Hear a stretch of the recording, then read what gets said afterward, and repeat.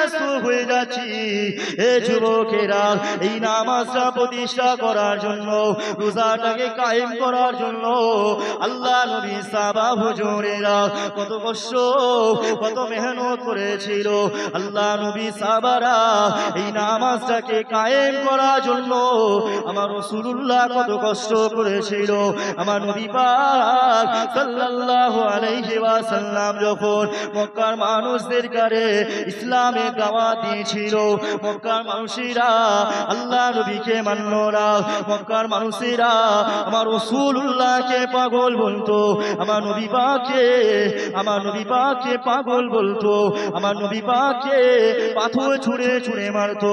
এমন করে আমার রাসূলুল্লাহ যখন তায়েফের ময়দানে আল্লাহ নবী দয়াল নবী আর রাসূলুল্লাহ যখন ইসলামের দাওয়াত দেওয়ার জন্য তায়েফের ময়দানে গিয়েছিলেন, তায়েফবাসীরা আর রাসূলুল্লাহকে পাথর ছুঁড়ে ছুঁড়ে মারতে লাগে। আমার নবী পাককে পাথর ছুঁড়ে ছুঁড়ে মারে, আমার নবী পাককে পাগল বলে। আমার রাসূলুল্লাহ এমন করে ইসলামের দাওয়াত দিতে লাগলেন। আমার নবী পাক যখন ইসলামের দাওয়াত দিতেন, কাফের বেদিনীরা আল্লাহ নবীকে পাথর ছুঁড়ে ছুঁড়ে মারতো। তায়েফের ময়দানে আল্লাহ নবীকে এত মার মেরেছিল, আর রাসূলুল্লাহর শরীর থেকে রক্ত বার হচ্ছে, আল্লাহ নবীর শরীর থেকে রক্ত বার হচ্ছে, তায়েফের ময়দানটা লাল হয়ে যায়। আমার রাসূলুল্লাহ এমন করে ইসলামের দাওয়াত দিচ্ছেন, আমার নবী পাক বেহুশ হয়ে তায়েফের ময়দানে পড়ে গেলেন। আমার নবী পাক বেহুশ হয়ে গেলেন। আল্লাহ পাকের আরশটা কেঁপে গেল। আল্লাহ পাক রব্বুল আলামিন আমার আল্লাহ পাক ফেরেশতাকে পাঠিয়ে দিলেন, এ জিবরাইল যাও, চলে যাও, আমার হাবিবুল্লাহর কাছে যাও, আমার হাবিবকে গিয়ে বলো, আমার হাবিব যদি একবার দোয়া করে, আমার হাবিব যদি একবার, আমি আল্লাহ পাক আমার কাছে দোয়া চাই, আমার হাবিব যদি একবার এই তায়েফবাসীদের শেষ করে দেওয়ার জন্য একবার দোয়া চাই, আমি আল্লাহ পাক এই তায়েফবাসীদের করে আমি আল্লাহ শেষ করে দেব। আমার রাসূলুল্লাহর কাছে হযরত জিবরাইল আলাইহিস সালাম এমন করে এসে আল্লাহ নবীকে উঠিয়ে নিয়ে আল্লাহ নবীকে বলতে লাগলেন, ইয়া রাসূলুল্লাহ, হাবিবাল্লাহ, হুজুর আপনি যদি একবার দোয়া করেন, আল্লাহ পাক তায়েফবাসীদের উপরে তায়েফের পাহাড়টাকে, উহুদ পাহাড়টাকে চাপিয়ে এদের কাছে শেষ করে দেবে। কিন্তু আমার রাসূলুল্লাহ ওই সময় আল্লাহর কাছে দোয়া করলেন, ও রব্বি আল্লাহ, এরা আমাকে চিনতে পারেনি, এরা আমাকে বুঝতে পারেনি, আল্লাহ পাক এরা আমাকে চিনতে পারেনি, কিন্তু এমন একটা সময় আসবে এদের ছেলের ছেলে আমি রাসূলুল্লাহ আমার জন্য নিজেদের জান ও মালটাকে কুরবান করে দেবে।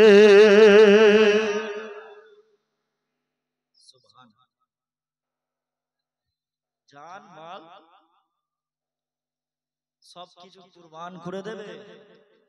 এদেরকে আল্লাহ তায়েফবাসীদের শেষ করে দিবেন না।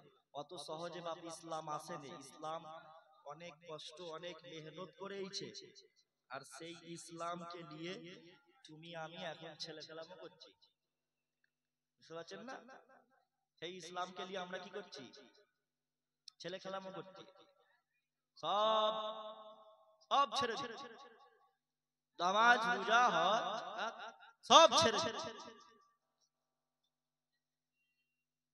কবর দেখেছি, কবরে মাটি দিইনি, আপনার কবরে আমরা নিজেরাও তো যাইনি, কবরে মাটি দিতে দেখেছি, আমাদের লাশটা এখনো কবরের মধ্যে রাখা হয়নি, তাই আমরা বুঝতে পারছি না কবরটা কি জায়গা। কবরে যদি আমরা যদি মারা যেতাম তখন বুঝতে পারতাম, কেন আলেম ওলামাদের কথা শুনতাম না, কেন আল্লাহর হুকুম মতন চলতাম না, বুঝতে পারছেন না? এজন্য হ্যাঁ, একটু আগে আগে আসেন তো দেখি, গরমের সময় তো গরম পড়ে গেছে, একটু আগে আসেন, যে একটু আগে আসেন। হ্যাঁ হ্যাঁ, এইখানটা একটু খুব ফ্রি হয়ে গেল, ইবলিস শয়তান এসে লাথি মারবে। ইবলিস শয়তান ঢুকে যাবে। ইবলিস শয়তান সবাই দুশমন। ইবলিস শয়তানের রাগ হচ্ছে যে নন্দপুরের মানুষেরা দ্বীন ইসলামের দুটো কথা শুনছে, এই সুন্দর একটা জান্নাতের বাগানে বসে আছে। ইবলিসের রাগ হচ্ছে। ইবলিস খালি খুঁটা মারবে, বেরিয়ে চল। বুঝতে পারছেন না?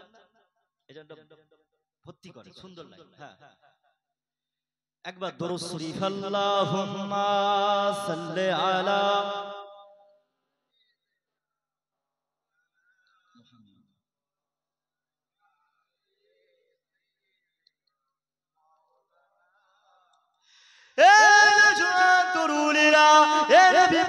প্রেমিকেরা, আসো আল্লাহ দিকে ফিরে আসো। আল্লাহ নবী দয়া নবী আমার দিন দুনিয়া বাদশা হাবিবুল্লাহ হুজুর আমার কত কষ্ট করেছিল এই ইসলামের জন্য, কত মার খেয়েছিল। আপনাকে আমাকে ইসলামের জন্য কষ্ট করতে হয় না। আমরা নামাজ পড়লে আমাদেরকে কেউ এসে মারে না, আমরা রোজা রাখলে আমাদেরকে কেউ রোজা রাখতে বাধা দেয় না। কিন্তু এমন একটা জামানা ছিল, আল্লাহ নবীর সময়ে আমার রাসূলুল্লাহ যখন নামাজ পড়তে দাঁড়াতেন, কাফের বেদিনীরা আমার রাসূলুল্লাহর উপরে, কাফের বেদিনীরা আল্লাহ নবীর উপরে আপনার উঠে নারী ভুড়ি চাপিয়ে দিত। সাহাবা হুজুরিরা যখন নামাজ পড়তে দাঁড়াতেন, সাহাবা হুজুরদের কারো হাত কেটে দিত, কারো পা কেটে দিত, তবুও তারা ইসলাম ছেড়ে যায়নি। তাই আল্লাহ নবীকে মুহাব্বত করো, সাহাবা হুজুরদের তাদের রক্ত ঝরা ইসলামকে প্রাধান্য দাও। সাহাবা হুজুরেরা তোমার আমার জন্য কত কষ্ট করে ইসলামটা সাজিয়ে গেল, কিন্তু আমরা আজকে দুনিয়া জমিনে শুধু দুনিয়া করে ব্যস্ত হয়ে গেলাম। দুনিয়ার মায়ায় পড়ে আমরা আখিরাতকে ভুলে যাচ্ছি। যদিও বা কিছু মানুষের নামাজ পড়তে মনে হয়, যদিও বা কোনো মানুষের যদি মনে হয় আমি নামাজ পড়বো, আলেম ওলামারা কিছু সংখ্যক সমাজের ফিতনাবাজ বক্তা বেরিয়েছে, আলেম ওলামারা বেরিয়েছে, তারা এসে কাঠি মারে নাভির নিচে হাত বাঁধতে হবে, কে বলে বুকের ওপরে হাত বাঁধতে হবে, কেউ বলে নাভির নিচে হাত বেঁধে নামাজ পড়া যাবে না, কেউ বলে সম্মিলিত ভাবে নামাজের শেষে দোয়া করা চলবে না।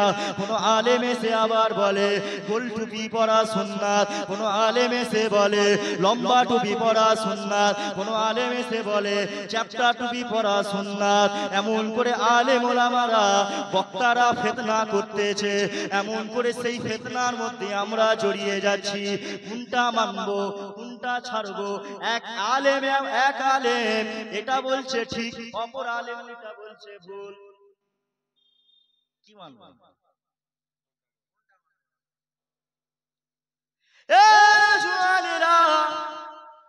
আমরা যারা হানাফি মাযহাব মানি, আমরা বলি আমরা সঠিক, আমরা আহলে সুন্নাত ওয়াল জামাতের অনুসারী, আমরা বলি আমরা সঠিক, আমরাই জান্নাতি দল। ওদিক থেকে আহলে হাদিসরা তারা বলে আমরা জান্নাতি দল। ওদিক থেকে আবার এমন করে যত দল আছে, ই বলে আমি সঠিক পথে আছি, ও বলে আমি সঠিক রাস্তায় আছি। কাকে মানবেন কাকে ছাড়বেন?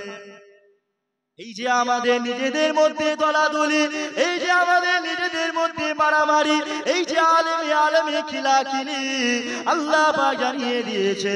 আমি প্রথমে একটা আয়াত পড়েছিলাম, ইন্নামাল মুমিনুনা ইখওয়াতুন, প্রত্যেক মুসলমান ভাই ভাই। আল্লাহ পাক জানিয়ে দিলেন, ওরে আমার বান্দা বান্দিরা রে, ইন্নামাল মুমিনুনা ইখওয়াতুন, প্রত্যেক মুসলমান ভাই ভাই। ফাসলিহু বাইনা আখাওয়াইকুম, এবং তোমাদের যদি কোনো সমস্যা হয়, তোমাদের মাসলা মাসাইলে দ্বীন ইসলামের মধ্যে তোমাদের মাঝে যদি কোনো ঝামেলা হয়, তাহলে ওটা মীমাংসা করে নাও, ওটা তোমরা সমাধান করে নাও।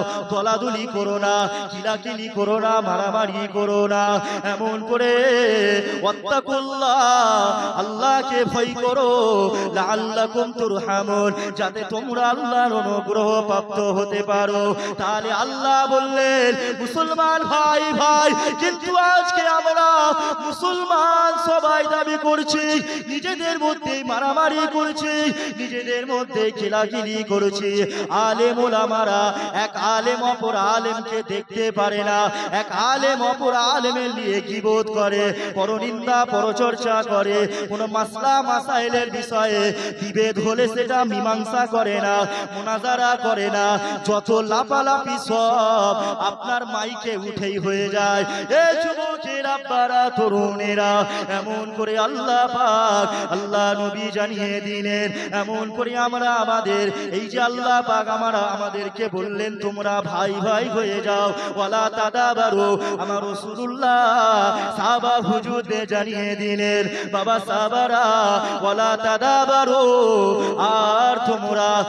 আর তোমরা একে অপরের পিছনে লেগো না, একে অপরের পিছনে নেবো না, অকুন ইবাদাল্লাহি ইখওয়ানা, তোমরা আল্লাহর বান্দা ও ভাই ভাই হয়ে যাও। কিন্তু আমরা একে অপরের পিছনেই শুধু লাগি,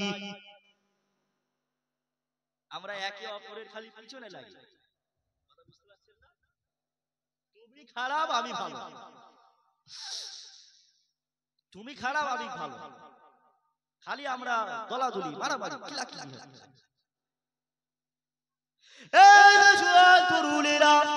শুধু মারামারি নয়, শুধু আমাদের আলেমদের মধ্যে দ্বন্দ্ব নয়, আবার আলেমরা স্টেজে বলতে বলতেই গালাগালি পর্যন্ত করে ফেলে। সমস্যার সমাধান না করে স্টেজে গাল দিয়ে ফেলে। আলেমরা নয়, এমন করে আমরাও তো গালাগালি করি, এমন করে আমরা অনেকে মুসলমান এক অপর মুসলমানকে আমরা গালাগালি করি। আল্লাহ নবী বললেন বাবা সাহাবারা সিবাবুল মুসলিমুনা ফুসুকুন, একজন মুসলমান ব্যক্তিকে গালি দেওয়া ফাসিকি কাজ, ওয়া কিতালুহু কুফরুন, এবং হত্যা করা হলো কুফরি।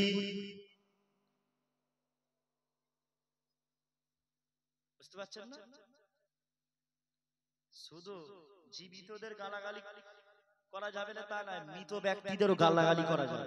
লা তাসুবুল আমওয়াত, রাসূল বলছে তোমরা মৃতদেরকেও গালাগালি করো না। মৃত ব্যক্তিদের যারা মারা যাবে তাদের বিষয়েও তোমরা খারাপ কথা বলবে না। আমরা অনেক সময় কি করি, মদখোর কেউ মদ খেয়ে মারা গেছে তার বিষয়ে আমরা মরে যাওয়ার পরেও সেই মানুষটাকে ছাড়ি, তার বিষয়ে উল্টো পাল্টা করে বলি। কিন্তু নবী মানা করেছে, হুজুর মানা করেছে, যত পরনিন্দা পরচর্চা করবেন আপনার ঈমান আমল সব ধ্বংস হয়ে যাবে। সারা দিনে খালি গীবত গীবত গীবত লেই পড়ে আছে, এর ওর পিছনে কথা ওর, বুঝতে পারছেন না? খালি পরনিন্দা পরচর্চা, আমল নেই, আমল নয়, আমল নিয়ে মারামারি নয়, খালি গীবত হচ্ছে। আল্লাহ পাক জানিয়ে দিয়েছেন যারা গীবত করবে তারা যেন আপনার ভাইয়ের গোশত ভক্ষণ করলো। রাসূলুল্লাহ বললেন বাবা সাহাবারা শুনে রাখো, যেসব মানুষরা গীবত করবে তারা যেন তাদের মায়ের সাথে জিনা করলো। বলুন নাউজুবিল্লাহ। এ যুবকেরা আপনারা তরুণীরা, আমার রাসূলুল্লাহর দিওয়ানারা, ছেড়ে দেন গীবত করবেন না, পরনিন্দা পরচর্চা ছেড়ে দেন, একে অন্যের কথা অন্যজনকে বলা যাবে না। কেন আল্লাহ নবী জানিয়ে দিলেন, আল্লাহ নবী সাহাবা হুজুরদের বললেন বাবা সাহাবারা আতাদুরুনা মাল গীবত, তোমরা কি জানো গীবত কাকে বলে? সাহাবা হুজুররা বললেন আল্লাহু ওয়া রাসূলুহু আলাম, আল্লাহ নবী ভালো জানে। আমার রাসূলুল্লাহ বললেন এ বাবা সাহাবারা, গীবত হলো আপনি আপনার কোন মুসলমান ভাইয়ের কথা অপর কোন মুসলমান ভাইকে গিয়ে বলে দেবেন। আল্লাহ নবী সাহাবারা বললেন ইয়া রাসূলুল্লাহ হাবিবাল্লাহ হুজুর, যদি সেই ব্যক্তিটার মধ্যে ওই দোষটা থাকে তবুও কি গীবত হবে? সাহাবা হুজুরদের কারে আল্লাহ নবী বললেন বাবা সাহাবারা, যদি তার মধ্যে ওই দোষটা থাকে, ওই দোষটা যদি তুমি অপর কাউকে শোনাও তবেই তো তুমি গীবত করলে।